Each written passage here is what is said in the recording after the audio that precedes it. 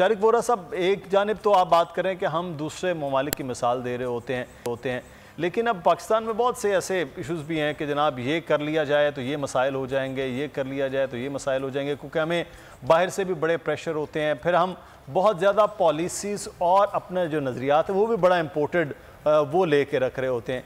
तो पाकिस्तान को फिर क्या करना चाहिए अपने लिहाज से?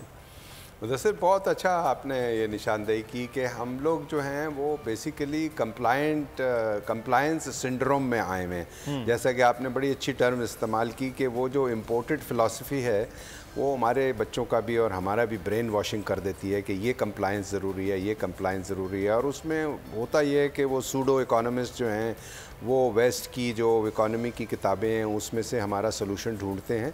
सोल्यूशन हमको अपनी इंडिजिनस रिसर्च से ही मिलेगा। हमारे क्या हालात हैं, हमारे शहर में क्या हो रहा है, हमारे यहाँ लोगों का मिजाज कैसा है, कल्चर कैसा है, खाना कैसा है, रिलीजन के क्या तकाज़े हैं, उनको मद्देनज़र रखते हुए हमको पॉलिसी बनानी चाहिए, जैसा कि चाइना ने किया, जैसा कि डेफिनेटली इंडिया ने भी किया, और अब और बहुत सारे ममालिक जो हैं वो उसको फॉलो कर रहे हैं।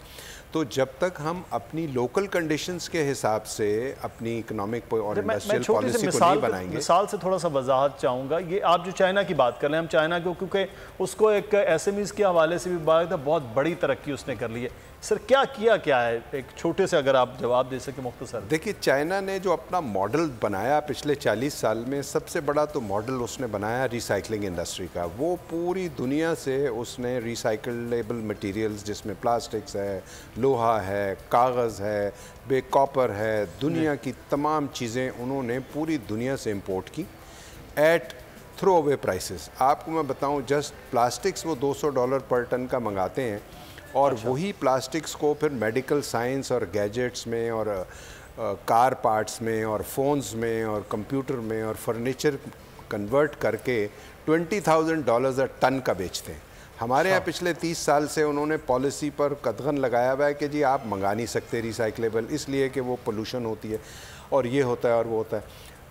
माय पॉइंट इज़ कि आप जब तक अपनी इंडस्ट्री को अपनी जो ख़ाम माल की ज़रूरियात हैं उस पॉइंट ऑफ व्यू से पूरा करने की कोशिश नहीं करेंगे, हमारी इंडस्ट्री ग्रो नहीं करेगी। हम बहुत बड़ा अपना फॉरेन एक्सचेंज जो है वो वर्जिन मटेरियल्स इंपोर्ट करने में ज़ाया कर रहे हैं, जबकि हमको वो उससे रिसाइकलेबल वेस्ट स्क्रैप से हम पूरा कर सकते हैं और अपने मुल्क को तरक्की दे सकते हैं। ये बड़ा एक इम्पोर्टेंट है, हमें अपने हिसाब से देखना, सोच रहे हैं। इम्पोर्टेंट फिलोसफी जो है वो शायद वहीं तक रखी जाए। अच्छा, मैं मुख्तसर ये कैसर साहब आपसे जानना चाहूँगा, अब करने की क्या ज़रूरत है इस हुकूमत को? चलें 74 साल गुजर गए, करने की क्या ज़रूरत है सर?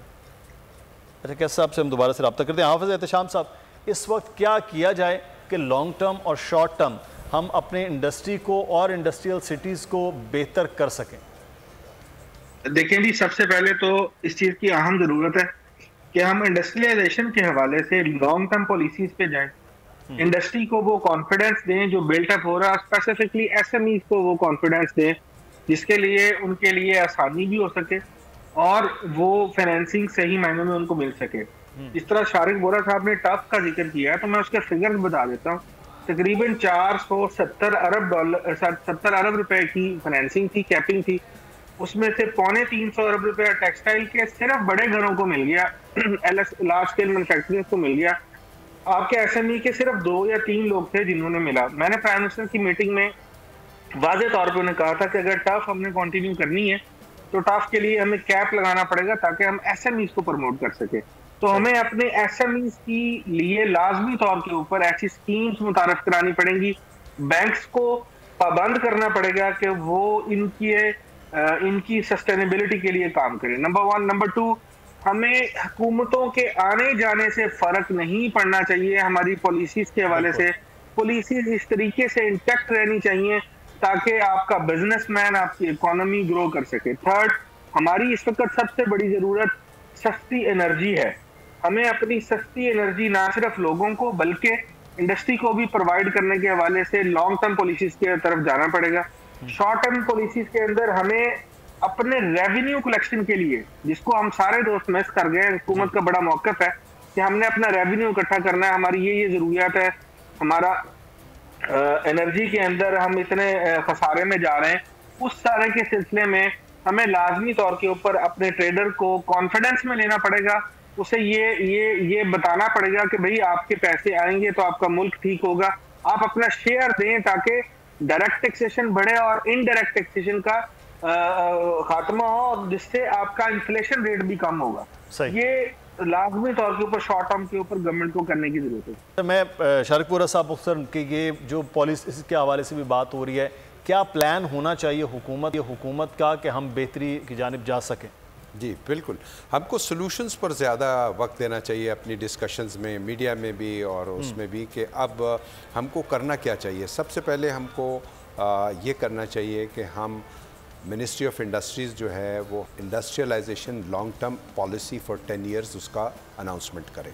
सही। वो ये बताएं कि कौन सा सूबे में कौन सा शहर किस इंडस्ट्री के लिए मौजू है, जैसा चाइना ने किया। ये मैं बिल्कुल चाइना के मॉडल का, आपको कहते हैं ना कट कॉपी पेस्ट सोल्यूशन, वो बता रहा हूँ कि जोनिंग होती है कि कौन सा एरिया अपने वसाइल और अपने मौसम और अपने लोगों की जो क़ुव्वत है उसके लिहाज से किस इंडस्ट्री के लिए मौजू हैं। मसलन जो इंडस्ट्री पहाड़ों के नज़दीक लगनी चाहिए वो कैसी होनी चाहिए, वो बिल्डिंग मटेरियल्स के लिए होनी चाहिए।